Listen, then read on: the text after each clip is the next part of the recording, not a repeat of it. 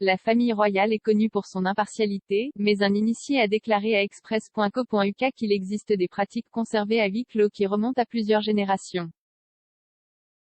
La famille royale, bien qu'elle ne détienne aucun pouvoir constitutionnel ou politique réel, fait partie intégrante de la vie en Grande-Bretagne.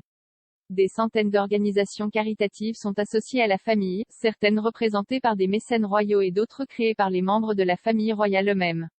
Récemment, la confiance du public dans ce système a été ébranlée lorsque l'équipe du prince Charles a été impliquée dans le scandale du Cash for Honours, dans lequel le prince et un ancien assistant ont été signalés à la police métropolitaine au sujet des allégations. Clarence House l'a dit et le prince de Galles n'avait aucune connaissance du scandale présumé et soutient pleinement l'enquête actuellement en cours par la Prince Foundation. La vente de distinctions ou de péris est illégale en vertu de la loi de 1925 sur les distinctions honorifiques, prévention des abus, mise en place après que le Premier ministre britannique David Lloyd George eut été gravement gêné de vendre des distinctions honorifiques pour les fonds du parti. Howard Hodgson, un biographe royal, a déclaré « L'argent pour les honneurs existe depuis aussi longtemps que la monarchie.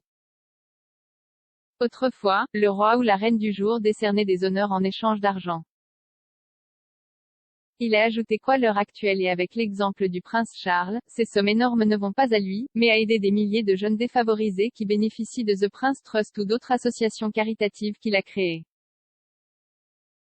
Monsieur Hodgson a déclaré que, dans le cas du prince Charles, il doit être conscient du fait que cela arrive. Il a déclaré « Je l'ai mis en garde contre ces dangers il y a 30 ans. » Il avait alors l'air surpris comme il le sera maintenant s'il est interrogé sur le même point. Cependant, Monsieur Hodgson a déclaré que cela ne rendait pas la déclaration de Clarence House fausse, affirmant que cela dépendait des équipes travaillant avec et pour la famille royale, et non des membres de la famille eux-mêmes. Il a déclaré « Personne ne lui dit jamais comment il récupère l'argent.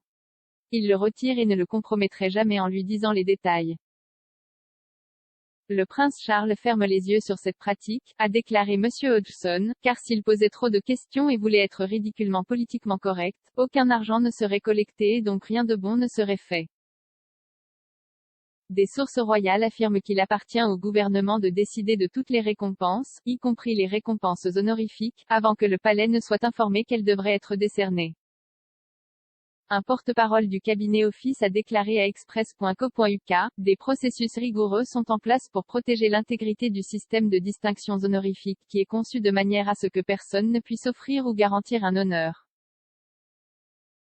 Scotland Yard a maintenant reçu 2 demandes d'enquête sur les allégations contre le prince et son ancien valet, Michael Fawcett.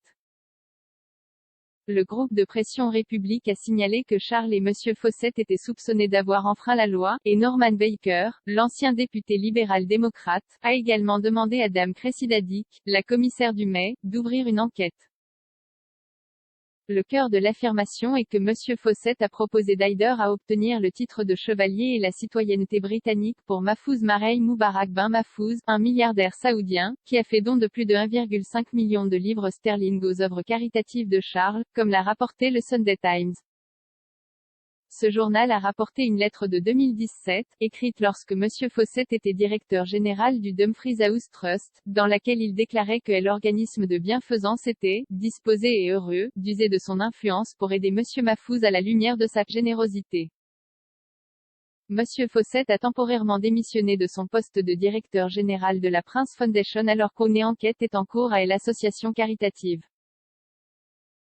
Le scandale s'est intensifié lorsque le Sunday Times a suivi une autre allégation, selon laquelle le prince Charles aurait rencontré William Bottrick, le présumé réparateur de l'accord, au moins 9 fois.